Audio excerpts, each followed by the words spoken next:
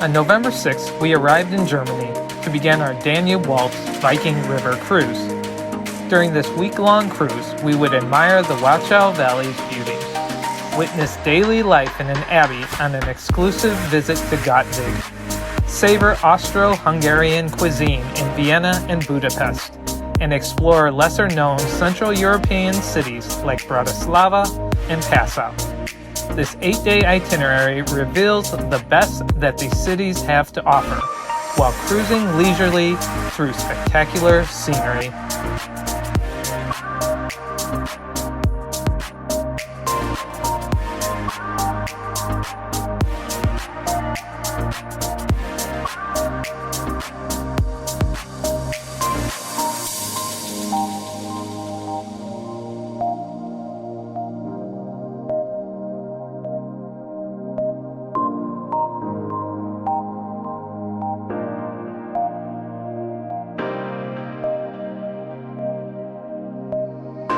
For this cruise, we're in room 312.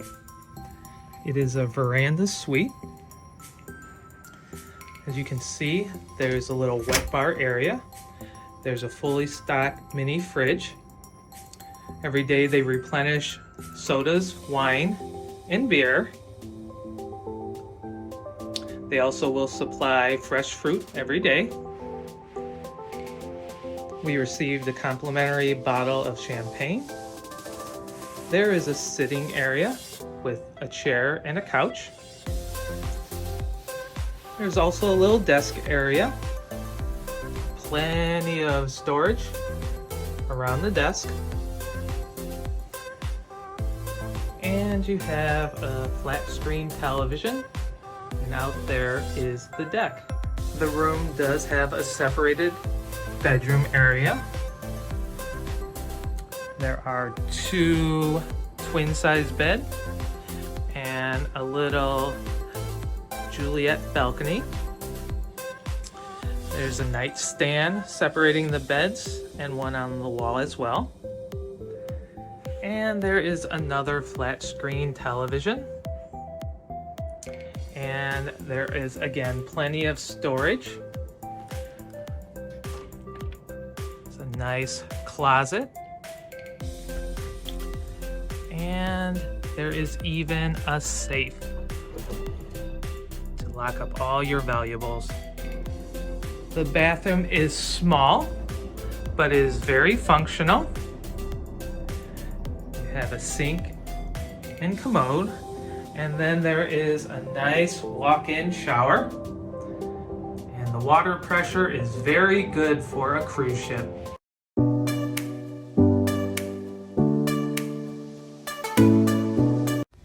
Flanking the borders of Austria and the Czech Republic, Passau dates back more than 2,500 years. Originally settled by the Celts, then by the Romans, it later passed in possession of prince-bishops whose domains stretched into present-day Hungary. In 752, a monk named Boniface founded the Diocese of Passau, which at its height would be the largest church subdivision in the entire Holy Roman Empire. Passau's location is truly unique. Nowhere else in Europe do 3 rivers meet: the Ilz from the north, the Danube from the west, and the Inn from the south. Passau's winding cobblestone streets and riverside setting combine to create a romantic and beautiful place to explore. Nestled between the 3 rivers that meet here, the Old Town's scenic streetscape is filled with spectacular Gothic and Baroque architecture.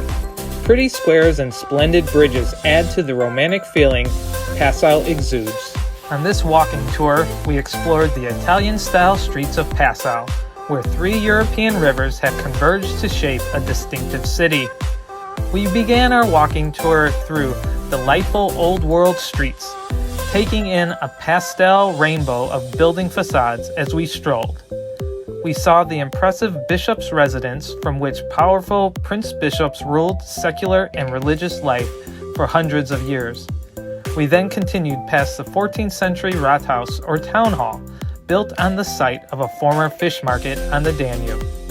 The walk concluded at the magnificent 17th century St. Stephen's Cathedral, This Baroque wonder houses Europe's largest pipe organ with more than 17,000 pipes and inspired Franz Liszt to write his Hungarian coronation mass. The splendid mansions, the sublime residence, and the Gothic cathedral choir. The residence square is a total artwork. It is known as one of the most beautiful Baroque squares north of the Alps. In the middle, the Wittelsbach fountain with its rippling cascades completes the Mediterranean flair. Once the square was named Unter den Kramern, which translates to beneath the grocers. Until 1712, the city's big warehouse was located here. It was then torn down for the construction of the new bishop's residence, prompted by Bishop Lambert, whose court became too big for the old residence. The town hall of Passau consists of one large council chamber and one smaller council chamber. They are located in the old town hall and are accessible via Gothic staircase dating back to 1446. Following the devastating Great Fire of 1662 and 1680, this hall was reconstructed with 2 naves and 3 flat case bays by the Italian master builders Carlo Lurago and Giovanni Battista Colonna. The Mary and the Three Angels fountain was built in 1903 to commemorate Passau's 100 years as part of Bavaria. The Wittelsbach fountain was created by the Munich-based sculptor Jacob Brandl. It shows Mary on the middle column. At her feet there are 3 angels that symbolize Passau's 3 rivers. Angel Danube wears ears of wheat in its hair. Angel Ils is adorned with pearls, and Angel In wears a Tyrolean hat. The St. Stephen's Cathedral rises majestically on the highest point of the earliest settled part of Passau.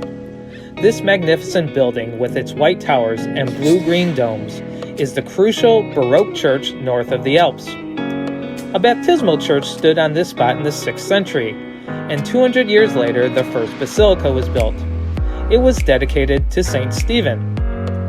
Passau had never seen or experienced such a high workforce of stonemasons, bricklayers, carpenters, painters, sculptors, carvers, gold and silversmiths, suppliers, distributors, and guilds before. With this foundation, the city of Passau experienced an increase of its economic, social, artistic, and cultural significance in the Danube area. A fire reduced the medieval church to ruins in 1662. It was then rebuilt by Italian master architect Carlo Lugago. The interior was decorated by Giovanni Battista Colonna with heavy Baroque stucco. The ornately interior holds an exceptional treasure, the biggest cathedral organ in the world, with 17,974 pipes and 233 registers. The marked round tower with its pointed roof dominates the view over the River Inn. The Skibillingssturm is a popular photo spot and has had several functions over the centuries. Today it belongs to a secondary school and is used for workshops only a few times a year. In the early days, the tower was used as a defensive tower. This was the original function for which the tower was built in 1250, on a rock at the shores of the River Inn.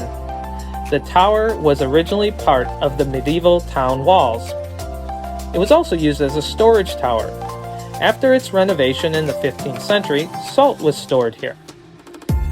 Over time, the tower became a mooring point.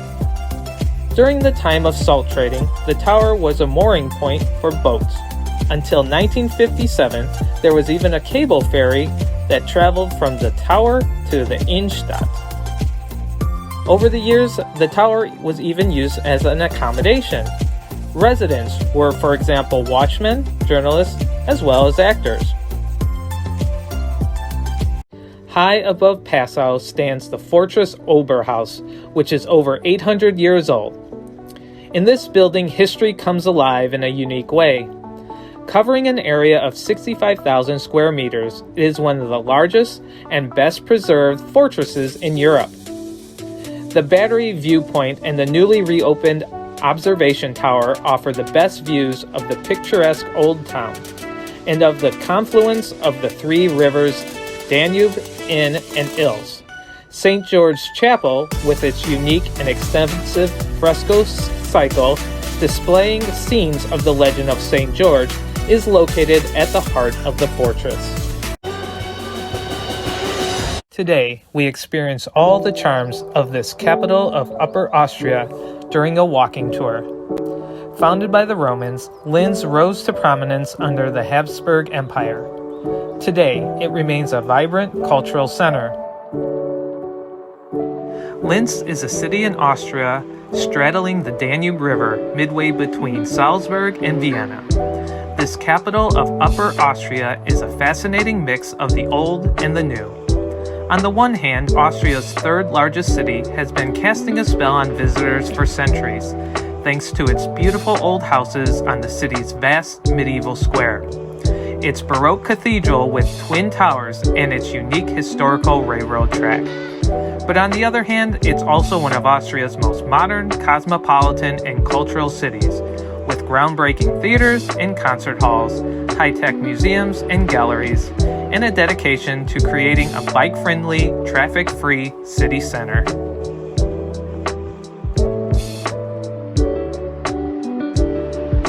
Linz originated as the Roman fortress Lensia around 799 AD, and later became an important medieval trading center. By the 13th century, it had all of the outward characteristics of a city, but none of a city's rights. It became the provincial capital in the 15th century, during the residence of the Holy Roman Emperor Frederick III, and it was noted for the number of fairs that it held. The heart of Linz is its Baroque main square, which is one of the largest enclosed squares in Austria, with around 13,200 square meters. In the center of the main square is an impressive 20-meter high column that was completed in 1723. The pillar, which is made of white marble, is dedicated to the Trinity, and was built in gratitude for surviving disasters and to protect against fire, war, and plague. As a marketplace, the main square soon helped the city of Linz to achieve an economic boom. Even today, Linz's main square is still the venue for a large number of events and markets.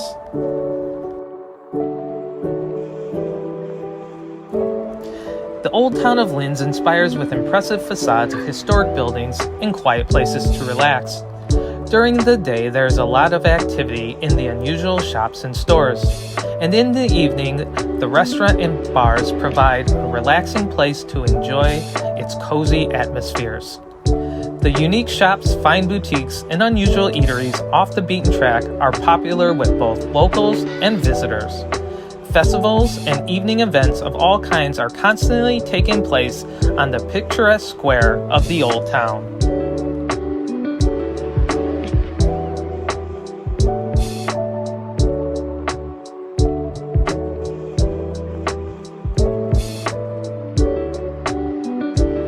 At the lower end of the main square, the original 1513 building was mostly destroyed by fire and replaced in 1658 to 1659. Its octagonal corner turret and lunar clock and some vaulted rooms remain, and you could detect traces of the original Renaissance structure of the Rathaus facade. The present exterior dates from 1824. The old cathedral, also called Ignatius Church or Jesuit Church, has been a feature of Linz since 1678. The Roman Catholic Church served as the Episcopal Church of the Diocese of Linz for around 125 years, until the Immaculate Conception Cathedral took over this function in 1909. After this takeover in 1909, the Baroque Ignatius Church was put back into the hands of the Jesuit order, which is still active in the cathedral today. The building is a Baroque jewel in downtown Linz. Inside, the high altar and the pulpit adorn the apparition. The high altar is a 3-story building consisting of the altarpiece, an attachment picture, and above it a crown supported by angels. The very richly decorated pulpit shows the sermon in the Jesuit church has a special meaning. With its stucco work, pink marble altar, and gilt pillars, the interior is remarkably ornate. famous local musician Anton Bruckner served as organist here from 1856 to 1868. Today, the cathedral is an important spiritual venue in the city. Church events regularly take place in the church, such as organ concerts, spiritual evenings, confessionals, and special festivals.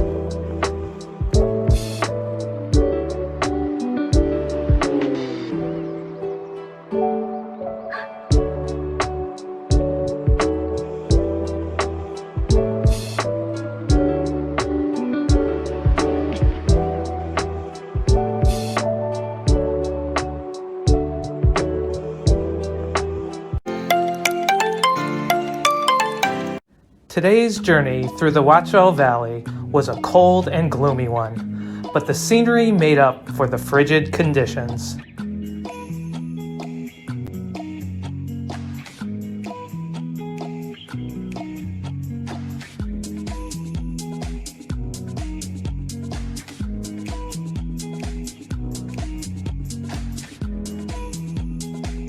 The Waltz is a stretch of the Danube Valley between Melk and Krems, a landscape that shows a remarkably preserved medieval landscape that has evolved organically over time.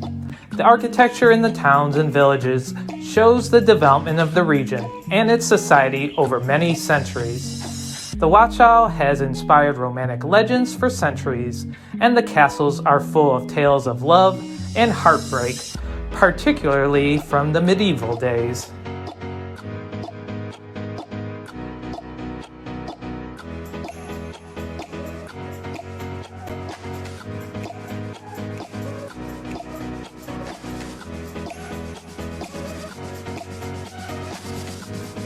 The beauty of the architectural lands in the Waltz, which frame the banks of the Danube River, is undeniable. But for visitors, the attraction goes beyond superficial looks. This region has been worked for thousands of years and shows adaptations made necessary by climate and market. The area here provides a perfectly preserved medieval landscape, including architecture in the towns and villages that has continued to change with the times at a human pace.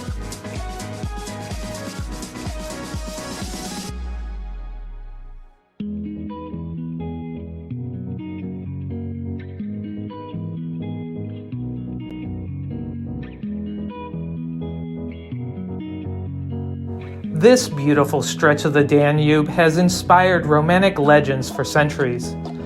Every structure holds tales of love and heartbreak, particularly from the Middle Ages. One story tells of King Richard the Lionheart of England, who was imprisoned in a castle here. His loyal minstrel wandered the land singing a specific song and was able to find his king when Richard responded by singing back to him from his prison cell.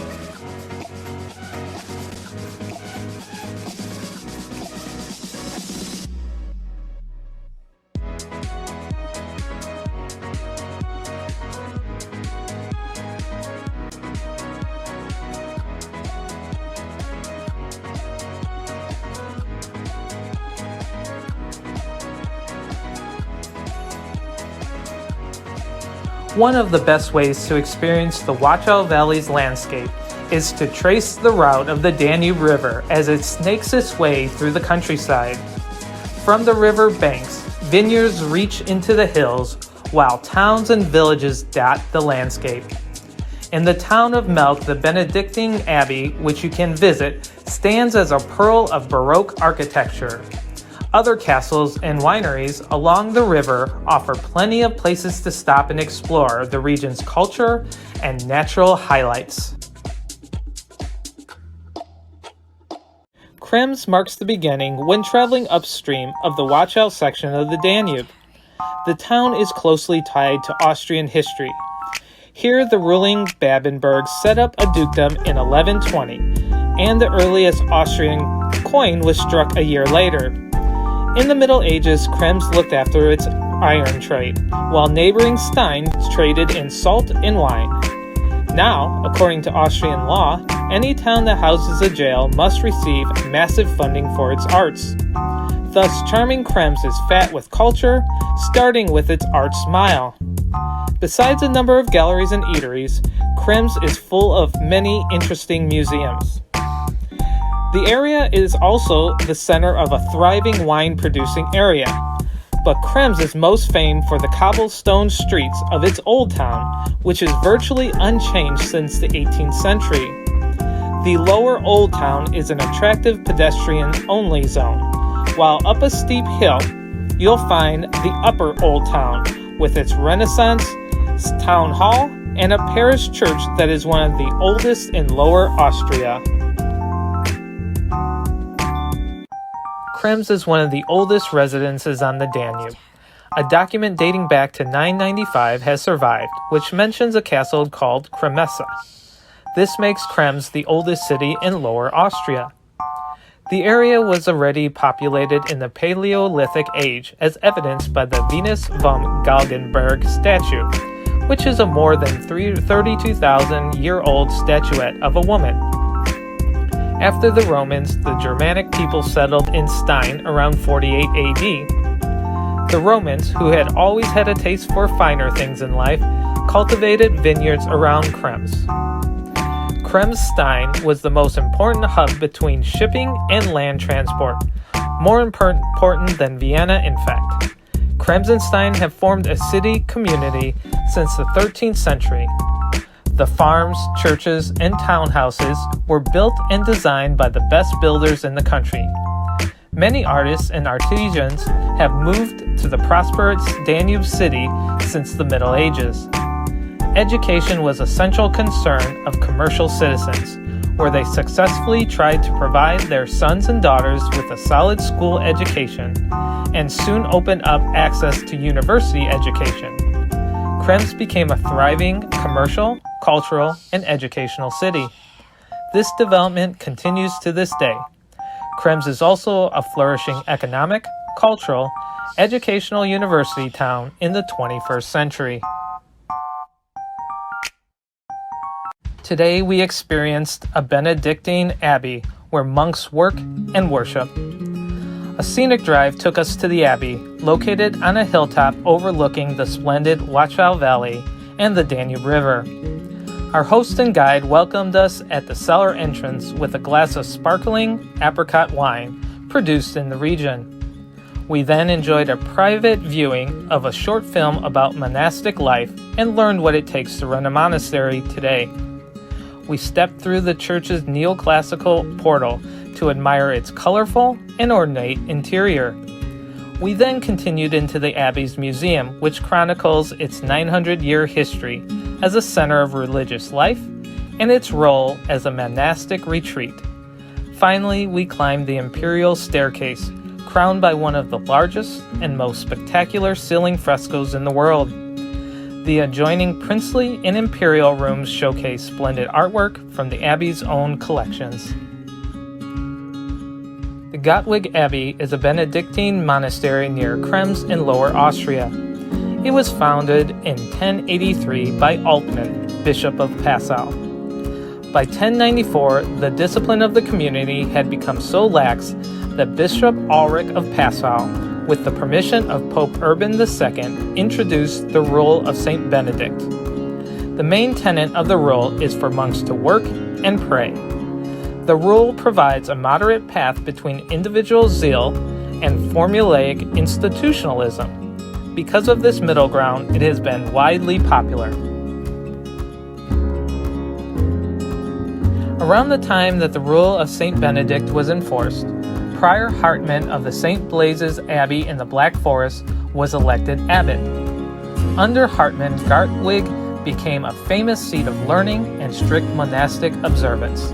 He founded a monastic school, organized a library, and at the foot of the hill built a nunnery where it is believed that Ava, the earliest German language poetess known by name, lived as an anchoret.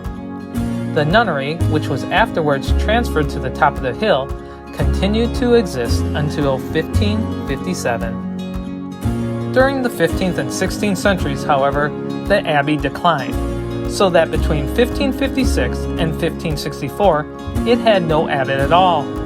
And in 1564, not a single monk was left here. At this crisis, an imperial deputation arrived at Gottwig and elected Michael Herrlich as abbot. The new abbot, who held his office until 1603, restored the monastery spiritually and financially, and rebuilt it after it had been almost entirely destroyed by a fire in 1580. In 1718, the monastery burnt down and was rebuilt on a grander scale during the abbacy of Gottfried Bessel.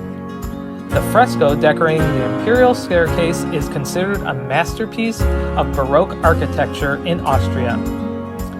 The fresco was executed by Paul Troger in 1739, and it represents the Holy Roman Emperor Charles VI as Apollo. The abbey has a library of 150,000 books and manuscripts, and a particular important collection of religious engravings. Besides valuable collections of coins, antiquities, musical manuscripts, and natural history, all of which survived the dangers of World War II and its immediate aftermath almost without loss. Since 1625, the abbey has been a member of the Austrian congregation, now within the Benedictine Confederation.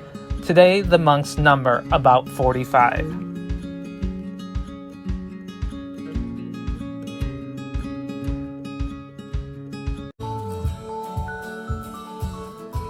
Today, we saw the magnificent architectural highlights of one of Europe's most elegant and romantic cultural capitals, the center of arts and intellect during the reign of the Habsburgs and beyond. Vienna dances to a tempo all its own. We met our guide and drove into the city for a half-day motor coach tour as well as a walking tour. The tour was focused on the splendid buildings on the remarkable Ringstrasse, the gracious boulevard laid out on the side of the old city walls in the mid-19th century. Imposing palaces, elegant public buildings, and grand residences line this world-famous avenue.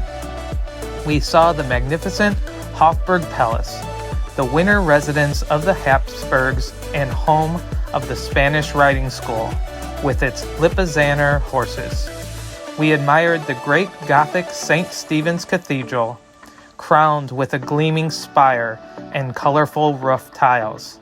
And we viewed the beautiful Vienna State Opera concert hall, its facade adorned with elaborate frescoes depicting Mozart's opera, The Magic Flute.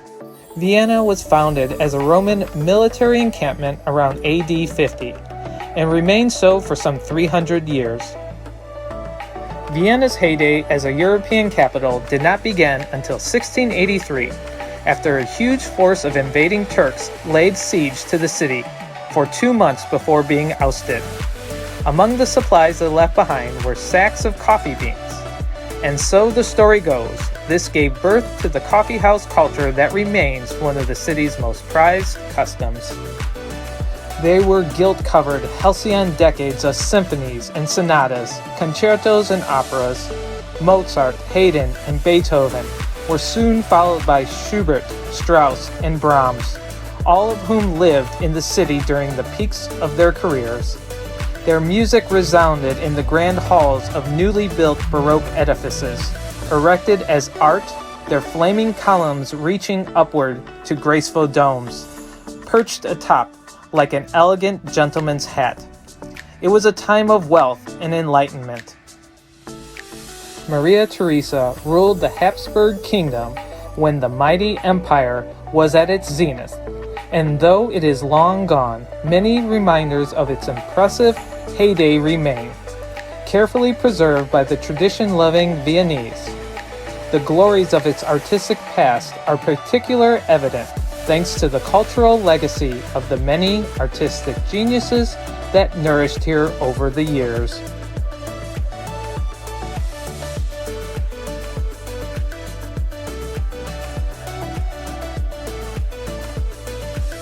The Stephen's Dome, or St. Stephen's Cathedral, is Vienna's soaring centerpiece.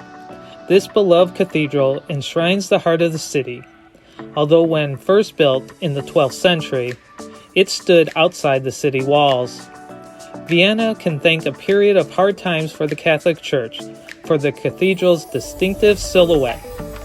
Originally, the structure was to have had matching 445-foot-high spires, a standard design of the era, but funds ran out, and the North Tower to this day remains a happy reminder of what gloriously it is not. Today's Vienna, with a multicultural population of 1.7 million, is as vibrant and stunning as was Maria Theresa's Baroque wonderland. Side streets teem with buskers playing to appreciative crowds. Churches and halls resound with the notorious strains of Strauss on summer days, while the city's nightlife and the fabulous music scene it nurtures is one of Europe's best-kept secrets.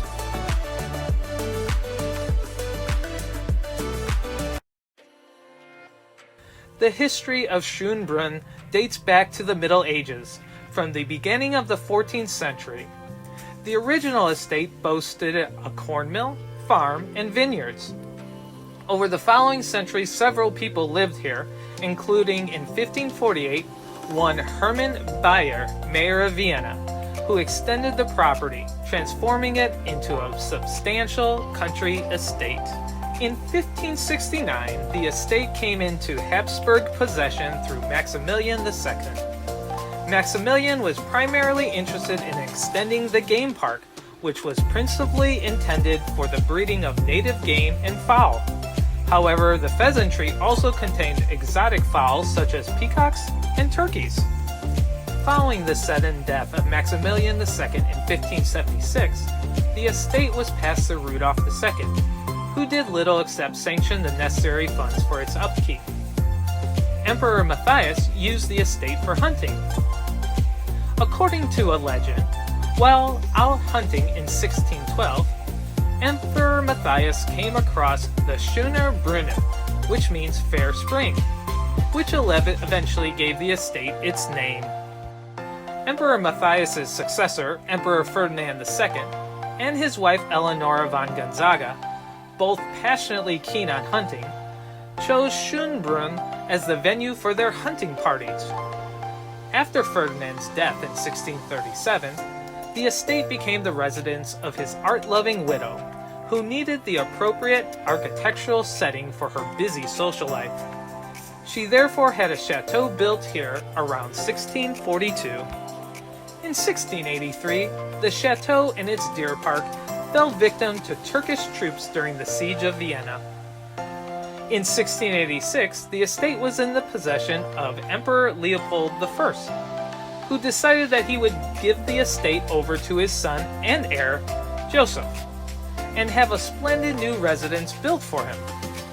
Soon afterwards, the Roman-trained architect, Johann Bernhard Fischer von Erlach, arrived at court on the recommendation of aristocratic patrons. In 1688, he presented the emperor with a preliminary set of designs for a new palace.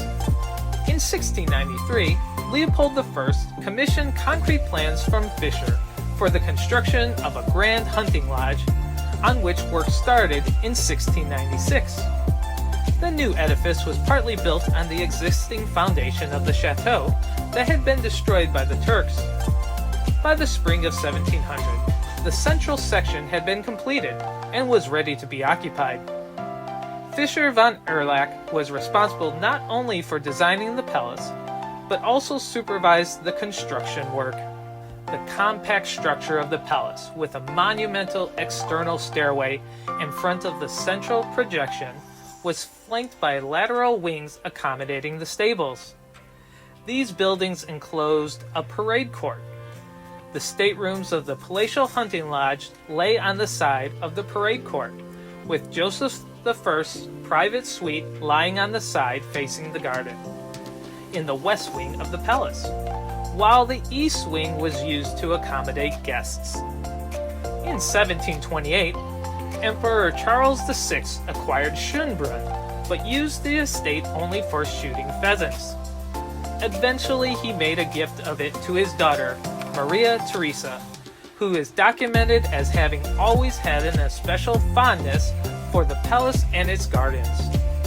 Maria Theresa's reign marked the opening of a brilliant epoch in Schönbrunn's history, with the palace becoming the center of court and political life. Under the supervision of the architect Nicholas Pacassi, Joseph I's Grand Hunting Lodge was rebuilt and extended into a palatial summer residence. The first phase of construction was carried out from 1743 to 1749. Work commenced on the imperial apartments in the East Wing, with audience rooms and residential suites for Maria Theresa and Franz Stefan, which was ready for occupation by 1746. The following phase in 1746 included the removal of the central exterior flight of stairs that Fisher had built on the parade grounds. During the same phase, the blue staircase was constructed in the West Wing out of the former dining room designed by Fisher von Erlach in order to provide a suitable, imposing entrance to the piano room. The steady growth of the imperial family made new alterations in the East Wing necessary by 1747. A new mezzanine floor, being inserted between the piano room and the second story, served as apartments for the imperial children and their friends. The two galleries at the center of the palace provided space for large-scale festivities, with the small gallery being used for lesser family celebrations. Other alterations at this time included the arcades connecting the side wings, known as the Cavalier Wings, along the parade court, which housed the higher-ranking court servants. Adjacent to these and extending both eastward and westward, a complex of working quarters was constructed. These were urgently needed as Schönbrunn had now become an imperial residence, and including the imperial family and the court, more than 1,000 people had to be provided for and accommodated. At Maria Theresa's wish, a theater was also built in the North Parade Court wing, and ceremonially opened in 1747. Following Maria Theresa's death in 1780, Schönbrunn Palace remained unoccupied, and its use as a summer residence was only resumed during the reign of Emperor Franz II. In the intervening period, Schönbrunn was occupied twice, in 1805 and 1809, by Napoleon, during which the French Emperor used the memorial rooms to Franz Stephen in the East Wing as his quarters. In the run-up to the Congress of Vienna in 1814, it had become clear that the palace at Schönbrunn urgently needed restoring, and that the apartments of the imperial family would have to be refurbished in order to bring them into line with current fashions.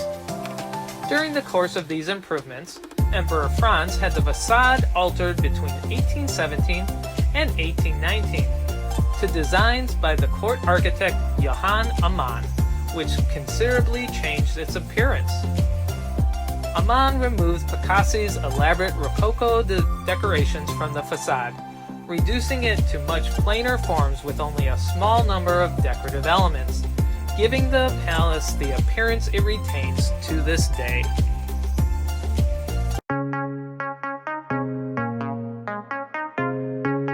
Bratislava was built on a smaller scale than other European capitals. Today, we joined our guide and set off along the Amber Road, tracing the ancient trade routes that once linked northern and southern Europe. We stopped to view the Gothic-style Universitas Istropolitana, the first university to have been founded in present-day Slovakia. Though it operated for only 25 years, it proved highly influential in the fields of mathematics and astrology. In the main square, we admired the Roland Fountain, built in 1572 to provide water to the public. Around the square, we saw the Rococo Late Baroque Grasa Lakovic Palace, residence of the president, and the rose-hued Archbishop's Palace, home to today's mayor. We also saw the Gothic St. Martin's Cathedral, home of Hungarian coronations for more than 250 years.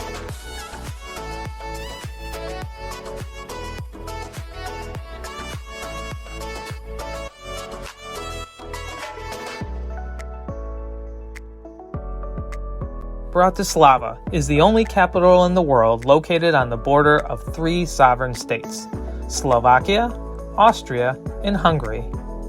Besides its strategic location on the river Danube, the city takes pride in its rich history. The first Celtic settlement was founded here in the 2nd century BC. The location at the intersection of two important historical trade routes, the Danube and the Amber Roads, highly influenced the development of trade and handicraft. For 247 years, Bratislava was the capital of the Hungarian kingdom, which ruled from 1536 until 1783, and for 267 years was also the coronation city.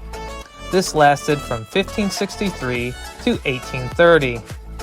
It experienced rapid growth under the reign of Maria Theresa, crowned the Hungarian queen in 1741, and the Bratislava castle became a representative royal seat. Not only the castle, but also the newly built aristocratic Baroque and Rococo palaces enjoyed bustling political, social, and cultural life enriched by visits of musical prodigies Wolfgang Amadeus Mozart, Ludwig van Beethoven, and Joseph Haydn. After the fall of the Iron Curtain in 1989, Bratislava started to profile as a modern European metropolis and an attractive tourist destination.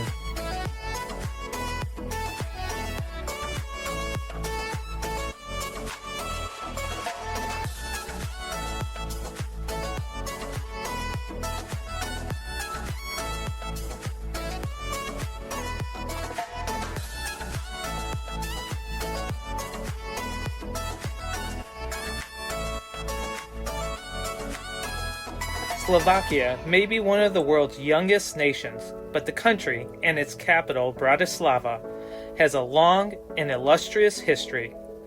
Settled since the Neolithic era, Bratislava and the area around has spent much of its time as a component of a larger state, from the Roman Empire to the Kingdom of Hungary, the Habsburg monarchy to Czechoslovakia.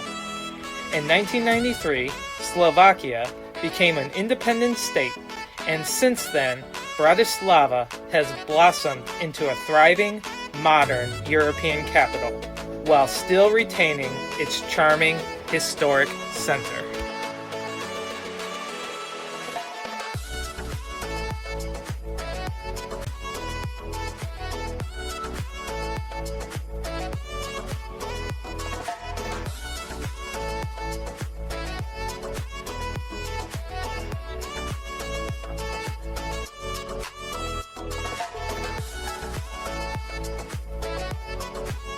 The city's most visible attraction is its enormous white Renaissance castle, perched on a rocky hill overlooking the Danube. But head down to the ground level and you'll find there are plenty of other charms to the city. From the extensive old town that combines medieval and Gothic architecture, to the thriving restaurant and nightlife culture that seriously rivals Vienna.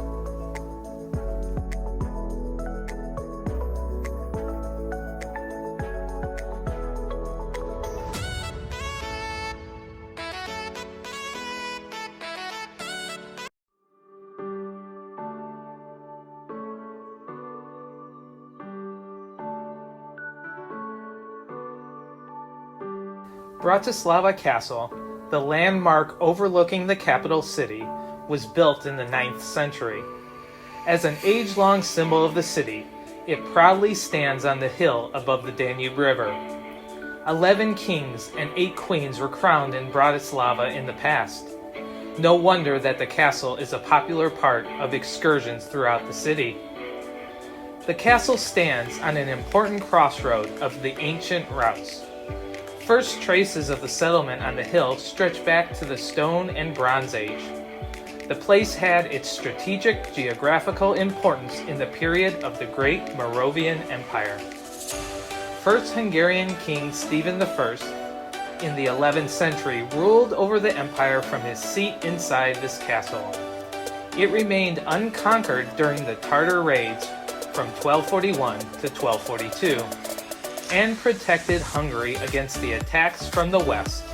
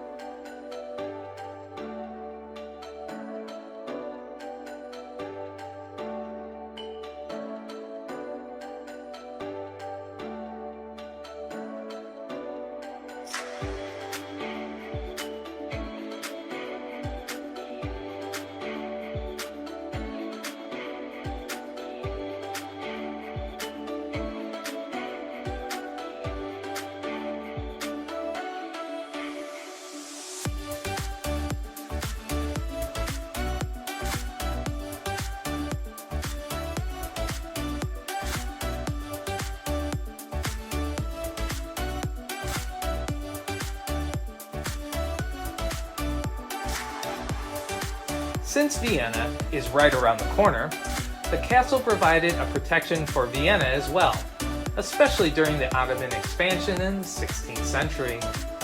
Bratislava became the official coronation town for Hungarian kings, and the castle became the formal seat of the kings of Royal Hungary. Maria Theresa had the castle extensively reconstructed with the help of the best imperial architects. It was no longer a fortress, rather a residence and representative palace. She had this new palace built along with several other buildings, and she added a new French garden. After the Empress and her son Joseph II died, the castle was deserted and became a military garrison. In May of 1811, a fire broke out in the military warehouse, and only ruins were left.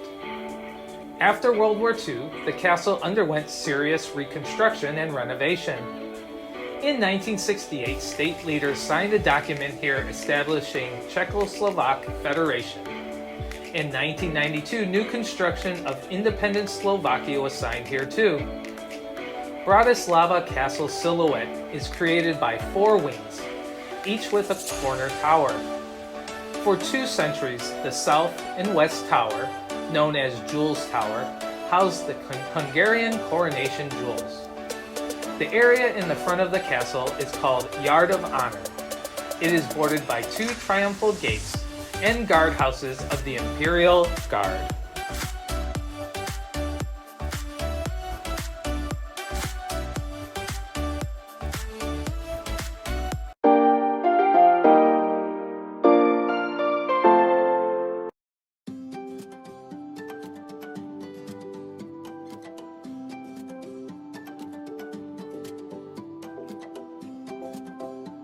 Europe's most underrated big city, Budapest, can be as challenging as it is enchanting.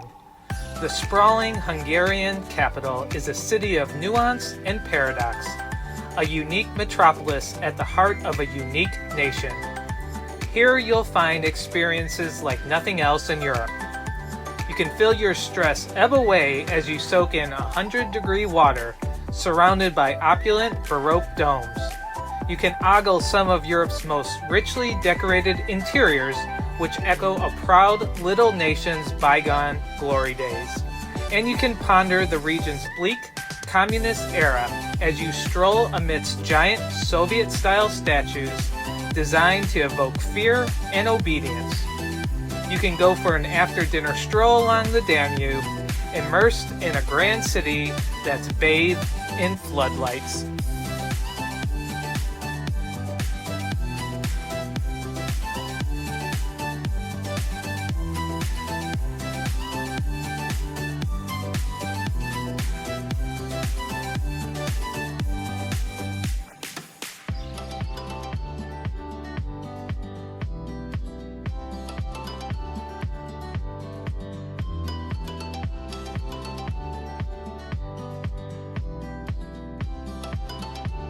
Situated on both banks of the Danube, Budapest unites the colorful hills of Buda and the wide, business-like boulevards of Pest. Though it was the site of a Roman outpost during the 1st century, the city was not officially created until 1873, when the towns of Buda, Pest, and Buda united. Since then, Budapest has been the cultural, political, intellectual, and commercial heart of Hungary. Approximately 20% of the nation's population live in this capital.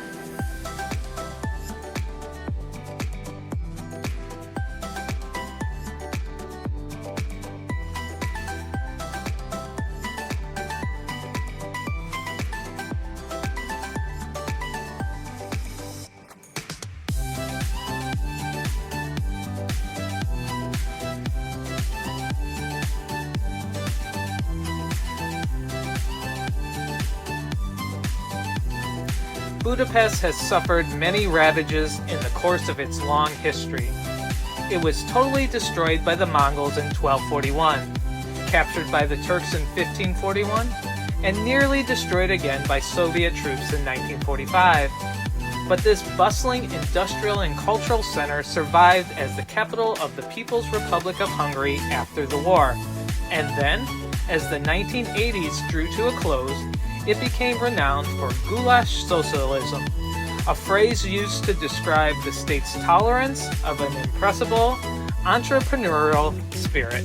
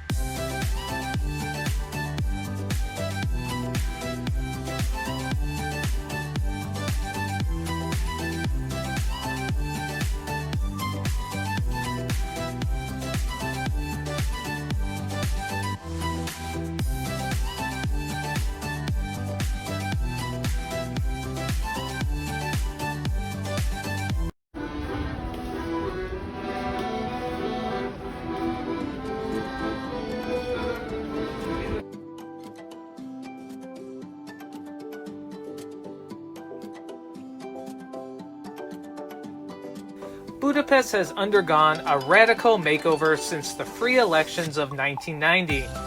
Change is still in the air, as more and more restaurants, bars, shops, and boutiques open their doors. And with fashion-conscious youth parading the streets, almost all traces of communism may seem to have disappeared. Much of the charm of a visit to Budapest lies in unexpected glimpses into shadowy courtyards and in long vistas down sunlit, cobbled streets. Although some 30,000 buildings were destroyed during World War II and in the 1956 revolution, the past lingers on in the often crumbling architectural details of the antique structures that remain.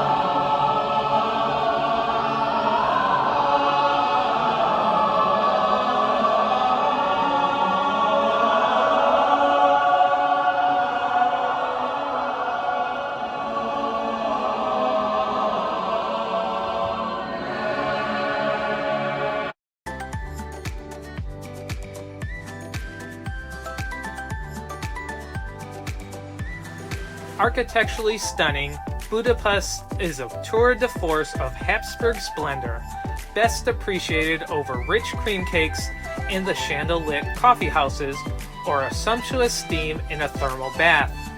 Beyond the grandeur of the Royal Palace and the Hungarian State Opera House, the city has had its head very much in the progressive, party-loving present.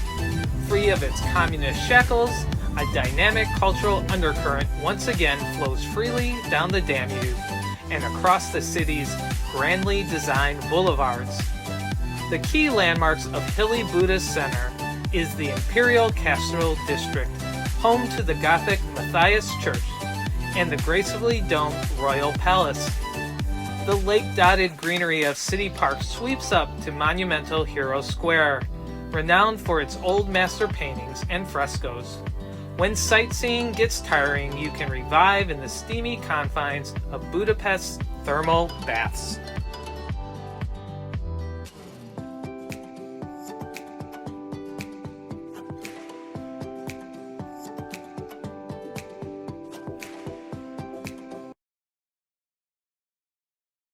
On today's excursion, we were able to savor a taste of Hungary during visits to one of the country's oldest chocolate makers and a famed distillery. We traveled to the heart of bustling Pest, the location of Zamos Chocolate Museum. Once there, we took a guided tour of the museum with its extensive displays showcasing the history of chocolate production.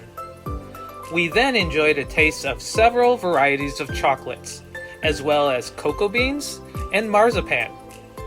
During our workshop, we observed the chocolate master as he presented a step-by-step demonstration of chocolate molding. Then we were given the opportunity to decorate our own chocolate bar, which we were able to take home with us. Zamos is one of Hungary's oldest traditional candy and chocolate manufacturer.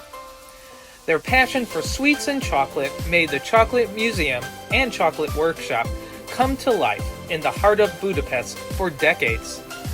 The museum showcases different stages of the history of chocolate production, during which visitors are able to taste dark, milk, and white chocolate, as well as actual cocoa beans and marzipan. After visiting the museum, you are shown a short film about the journey of cocoa from the equatorial plantations to the Belgian factories, and then eventually a history of Zamos itself. The Zamos Chocolate Museum welcomes chocolate lovers with a unique introduction to the history of chocolate. In the early 1930s, Matthias Zamos learned the tricks of making high-quality marzipan from a famous Danish confectioner. The master also showed him what can be made from the noble mass. The young Matthias Zamos quickly learned how to make wonderful rose petals from the excellent marzipan material, thanks to a lot of practice, talent, and good dexterity. Zamos gradually expanded his range of confectionery products with the same enthusiasm with which he made his marzipan creations. The delicious cakes and tarts were made from the best ingredients and according to the traditional recipes. And in his chocolate manufactory, he also produced the highest quality bonbons based on old recipes.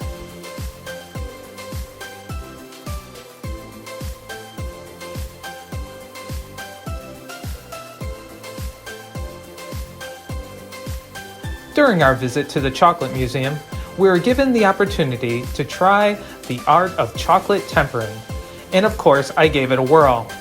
Afterwards, the employee at the Chocolate Museum even said I did a pretty good job.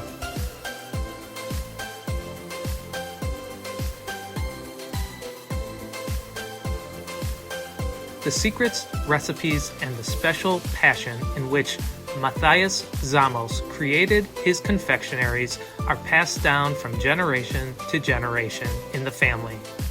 Today, Zamos has become one of the best-known family businesses in Hungary, and the exceptionally high quality of its products is deservedly famous far beyond the country's borders.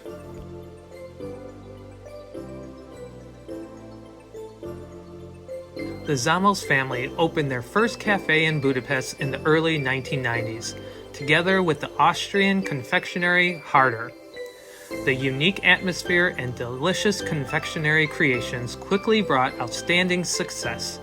Today, in 20 Zamos' coffee houses, we have the opportunity to give in to the temptation of delicacies. After the visit to the Chocolate Museum, we continued to the Zlak factory and museum, where the premium bitter Unicum has been produced since 1840. While there, we learned the history of this popular digestive and how the herb-infused spirit is made. We were then able to visit the cellars and sample some fresh Hungarian liqueur from the oak casks.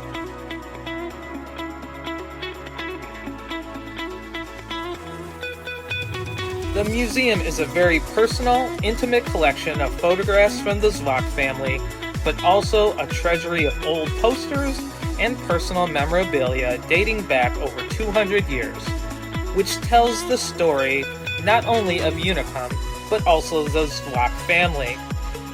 It also shows the history of Hungary from the halcyon days of the Belle Epoque through 2 world wars, the fascist tyranny, and the communist era to the present day. Here you can see the bottles and the machines of the past and the old distillery, which is called the Heart of Unicum. Moreover, you can see the biggest mini bottle collection of throughout Central Europe, which is shown in its gallery. It contains more than 17,000 different pieces.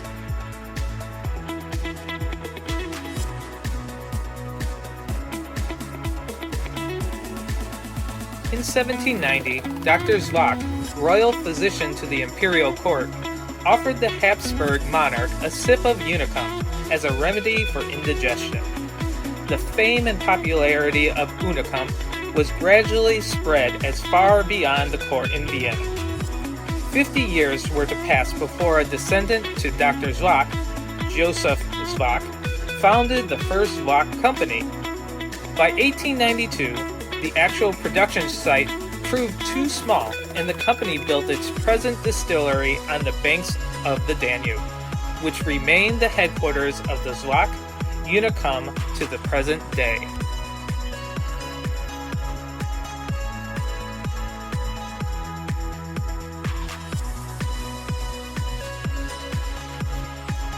Since 1867, the Zvok products were acclaimed internationally, receiving numerous awards and gold medals.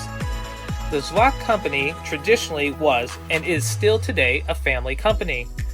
For more than 200 years, Unicum has successfully survived many upheavals to remain a dynamic company in constant renewal based on centuries of tradition and professional endeavors.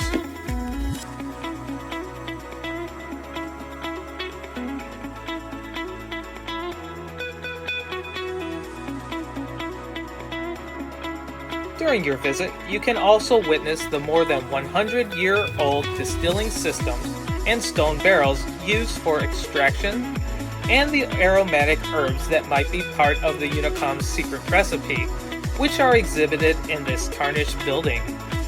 The last station of the tour is the Unicum cellar, which is a labyrinth with almost 500 oak barrels, where the Unicum is aged for half a year.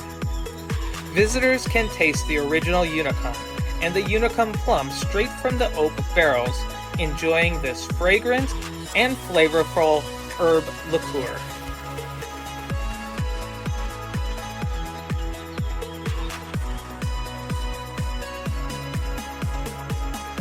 We were able to try 3 different types of Unicum during our tour: the original, a fruity version, and one that was made with coffee. The original was very bitter and strong, and it was reminiscent of Jägermeister. The fruity one had a nice flavor to it, and it was also very deceptively strong. And the one that was coffee, you could definitely taste the espresso in it.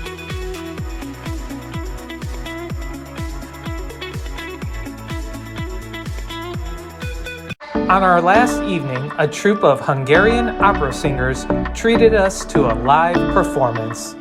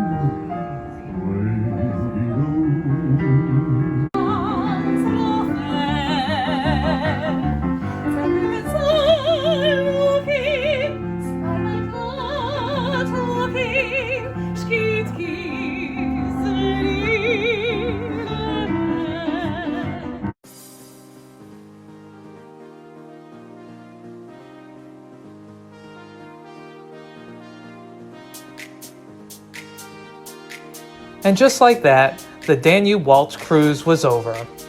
After making a stop in Munich, we made our way back to Chicago, and another Travels with Tony is in the books.